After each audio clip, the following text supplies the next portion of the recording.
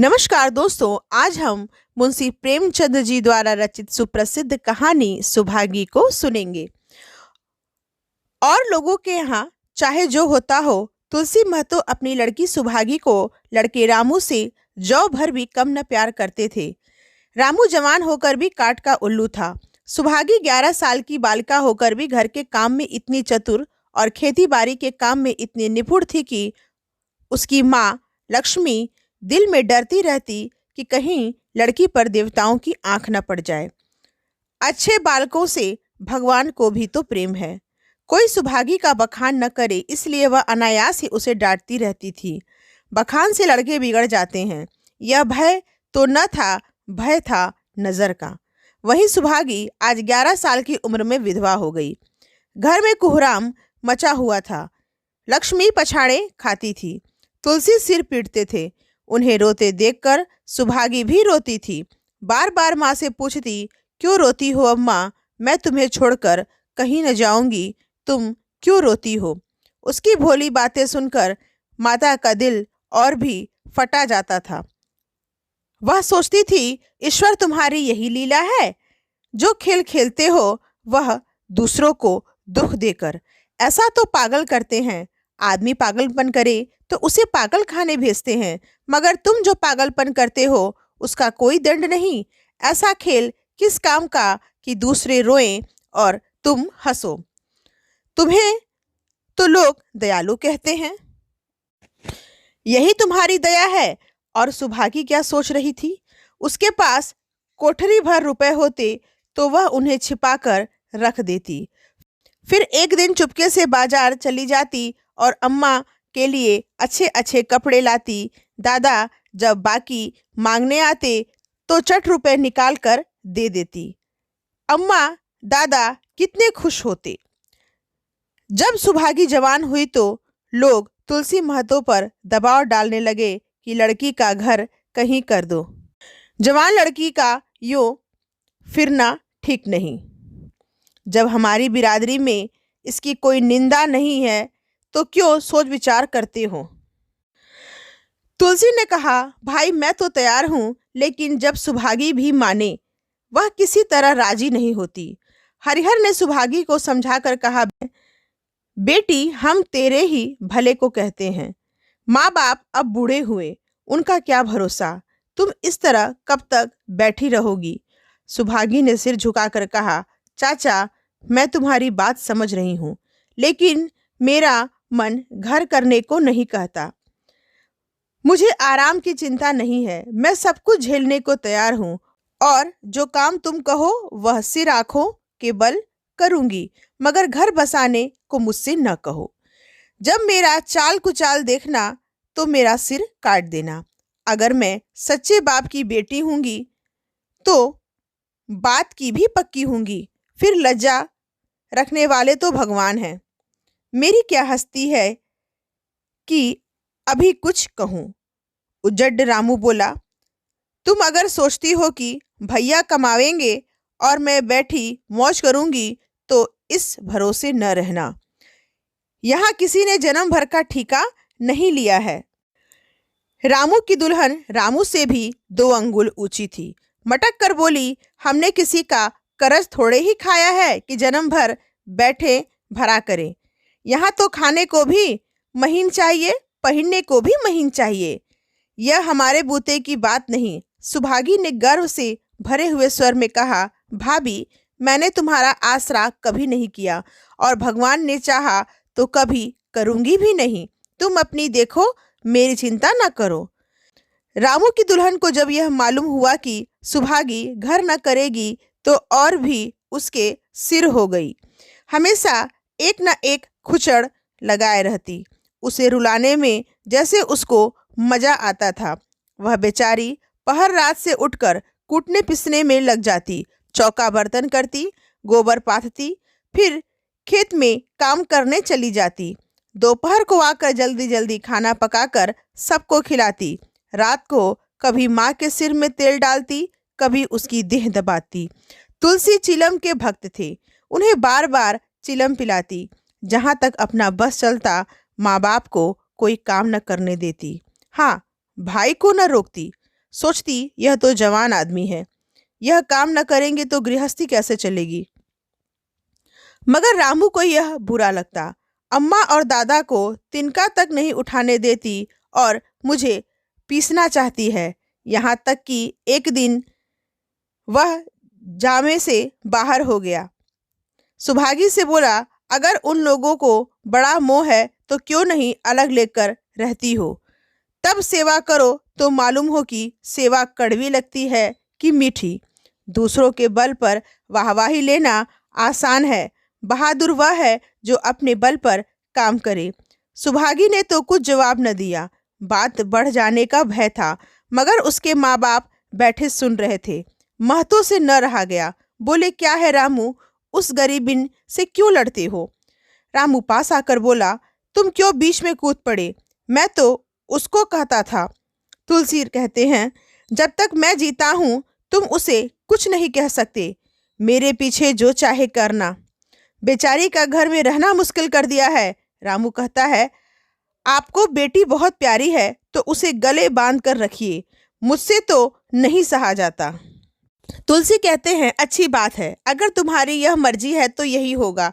मैं कल गांव के आदमियों को बुलाकर बंटवारा कर दूंगा, तुम चाहे छूट जाओ। सुभागी नहीं छूट सकती। रात को तुलसी लेटे तो वह पुरानी बात याद आती है, जब रामू के जन्मोत्सव में उन्होंने रुपए कर्ज लेकर जलसा किया था और सुभागी पैदा हुई तो घर में रुपए रहते हुए भी उन्होंने एक कौड़ी न खर्च किया। पुत्र को रत्न समझा था, पुत्री को पूर्व जन्म के पापों का दंड। वह रत्न कितना कठोर निकला और यह दंड कितना मंगलमय। दूसरे दिन महतो ने गांव के आदमियों को जमा करके कहा, पंचो, अब रामू का और मेरा एक में निवाह नहीं होता। मैं चाहता हूं कि तुम लोग इंसाफ से जो कुछ मुझे दे दो वह लेकर अलग हो जाऊं। रात दिन की किचकिच अच्छी नहीं। गांव के मुख्तार बाबू सज्जन सिंह बड़े सज्जन पुरुष थे। उन्होंने रामू को बुलाकर पूछा, क्यों जी, तुम अपने बाप से अलग रहना चाहते हो? तुम्हें शर्म नहीं आती कि औरत के कहने से माँ बाप को अलग किए देते हो? राम राम। रामू ने ढिठाई के साथ कहा, जब एक में गुजर न हो तो अलग हो जाना ही अच्छा है। सज्जन सिंह बोले, तुमको एक में क्या कष्ट होता है? रामू ने कहा, एक बात हो तो बताऊं। सज्जन सिंह बोले, कुछ तो बतलाओ। रामू कहता है, साहब, एक में मेरा इनके साथ निभाह न होगा, बस मैं और कुछ नहीं जानता। यह कहता हुआ रामू वहां से चलता बना। तुलसी ने कहा, देख लिया आप लोगों ने इसका मिजाज। आप चाहें 4 हिस्सों में 3 हिस्से उसे दे दें, पर अब मैं उस दुष्ट के साथ न रहूंगा। भगवान ने बेटी को दुख दे दिया, नहीं मुझे खेती बाड़ी लेकर क्या करना था। जहां रहता वहीं कमाता खाता। भगवान ऐसा बेटा 7वें बैरी को भी न दे। लड़के से लड़की भली, जो कुलवंती होए। सहसा सुभागी आकर बोली, दादा, यह सब बाट बखरा मेरे ही कारण तो हो रहा है, मुझे क्यों नहीं अलग कर देते? मैं मेहनत मजदूरी करके अपना पेट पाल लूंगी, अपने से जो कुछ बन पड़ेगा तुम्हारी सेवा करती रहूंगी, पर रहूंगी अलग।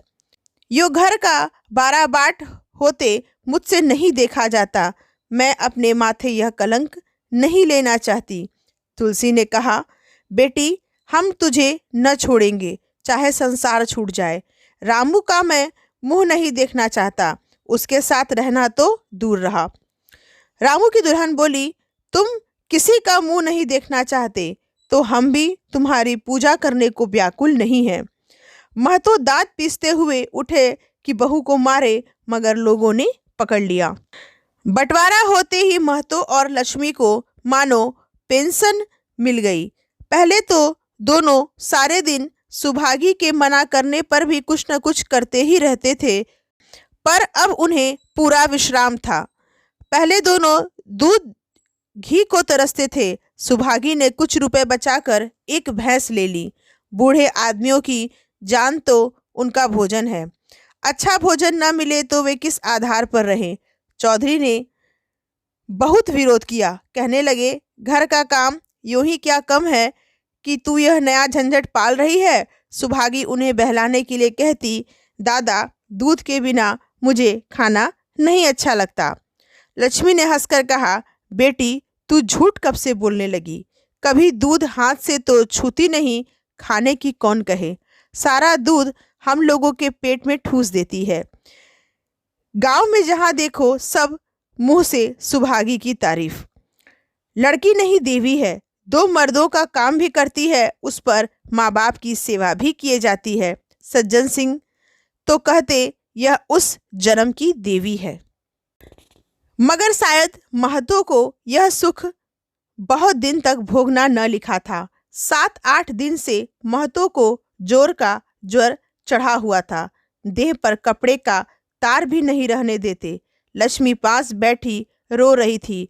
सुभागी पानी लिए खड़ी थी। अभी एक क्षण पहले महतो ने पानी मांगा था, पर जब तक वह पानी लावे उनका जी डूब गया और हाथ पांव ठंडे हो गए। सुभागी उनकी यह दशा देखते ही रामू के घर गई और बोली, भैया चलो देखो, आज दादा न जाने कैसे हुए जाते हैं। 7 दिन से ज्वर नहीं उतरा। रामू ने चारपाई पर लेटे लेटे कहा, तो क्या मैं डॉक्टर हकीम हूँ कि देखने चलूं? जब तक अच्छे थे तब तक तो तुम उनके गले का हार बनी हुई थी। अब जब मरने लगे हैं तो मुझे बुलाने आई हो? उसी वक्त उसकी दुल्हन अंदर से निकल आई और सुभागी से पूछा, दादा को क्या हुआ है दीदी? सुभागी से पहले रामू बोल उठा, हुआ क्या है? अभी कोई मरे थोड़े ही जाते हैं। सुभागी ने फिर उससे कुछ न कहा, सीधे सज्जन सिंह के पास गई। उसके जाने के बाद रामू हंसकर स्त्री से बोला, त्रिया चरित्र इसी को कहते हैं। स्त्री, इसमें त्रिया चरित्र की कौन बात है? चले क्यों नहीं जाते? रामू, मैं नहीं जाने का। जैसे उसे लेकर अलग हुए हैं वैसे उसे लेकर रहें, मर भी जाएं तो न जाऊं। स्त्री हंसकर, मर जाएंगे तो आग देने तो जाओगे, तब कहाँ भागोगे? रामू, कभी नहीं, सब कुछ उनकी प्यारी सुभागी कर लेगी। स्त्री, तुम्हारे रहते वह क्यों करने लगी? रामू, जैसे मेरे रहते उसे लेकर अलग हुए हैं और कैसे? स्त्री, नहीं जी, यह अच्छी बात नहीं है। चलो देख आवें, कुछ भी हो, बाप ही तो हैं। फिर गांव में कौन मुंह दिखाओगे? रामू, चुप रहो, मुझे उपदेश मत दो। उधर बाबू साहब ने जो ही महतो की हालत सुनी, तुरंत सुभागी के साथ भागे चले आए। यहाँ पहुंचे तो महतो की दशा और खराब हो चुकी थी। नाड़ी देखी तो बहुत धीमी थी। समझ गए कि जिंदगी के दिन पूरे हो गए। मौत का आतंक छाया हुआ था। सजल नेत्र होकर बोले, महतो भाई कैसा जी है? महतो जैसे नींद से जाकर बोले, बहुत अच्छा है भैया, अब तो चलने की बेला है। सुभागी के पिता अब तुम ही हो, उसे तुम ही को सौंपे जाता हूँ। सज्जन सिंह ने रोते हुए कहा, भैया महतो घबराओ मत, भगवान ने चाहा तो तुम अच्छे हो जाओगे। सुभागी को तो मैंने हमेशा अपनी बेटी समझा है और जब तक जीऊंगा ऐसा ही समझता रहूंगा। तुम निश्चिंत रहो, मेरे रहते सुभागी या लक्ष्मी को कोई तिरछी आंख से न देख सकेगा, और कुछ इच्छा हो तो वह भी कह दो। महतो ने विनीत नेत्रों से देखकर कहा, और कुछ नहीं कहूंगा भैया, भगवान तुम्हें सदा सुखी रखे। सज्जन सिंह बोले, रामू को बुलाकर लाता हूँ, उससे जो भूल चूक हो क्षमा कर दो। महतो कहता है, नहीं भैया, उस पापी हत्यारे का मुंह मैं नहीं देखना चाहता। इसके बाद गोदान की तैयारी होने लगी। रामू को गांव भर ने समझाया, पर वह अंत्येष्टि पर राजी न हुआ। कहा, जिस पिता ने मरते समय मेरा मुख देखना स्वीकार न किया, वह मेरा न पिता है न मैं उसका पुत्र हूँ। लक्ष्मी ने दाह क्रिया की। इन थोड़े से दिनों में सुभागी ने न जाने कैसे रुपए जमा कर लिए थे कि जब तेरही का सामान आने लगा तो गांव वालों की आंखें खुल गई। बर्तन, कपड़े, घी, शक्कर, सभी सामान इफरात से जमा हो गए। रामू देख देख जलता था और सुभागी उसे जलाने के लिए सबको यह सामान दिखाती थी। लक्ष्मी ने कहा, बेटी घर देखकर खर्च करो, अब कोई कमाने वाला नहीं है, आप ही कुआं खोदना है और पानी पीना है। सुभागी बोली, बाबूजी का काम तो धूमधाम से ही होगा अम्मा, चाहे घर रहे या जाए। बाबूजी थोड़े ही आवेंगे, मैं भैया को दिखाना चाहती हूँ कि अबला क्या कर सकती है। वह समझे होंगे कि इन दोनों के लिए कुछ न होगा। उनका यह घमंड तोड़ दूंगी। लक्ष्मी, चुप रहो। 13 के दिन 8 गांव के ब्राह्मणों का भोजन हुआ।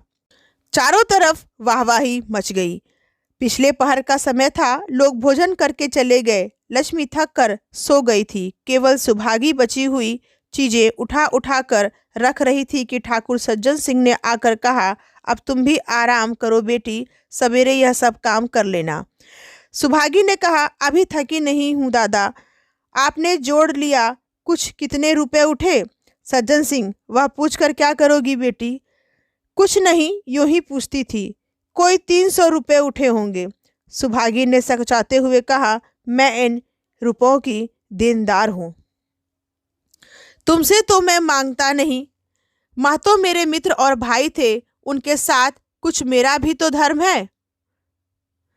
आपकी यही दया क्या कम है कि मेरे ऊपर इतना विश्वास किया। मुझे कौन 300 देता? सज्जन सिंह सोचने लगे, इस अबला की धर्म बुद्धि का कहीं वार पार भी है या नहीं।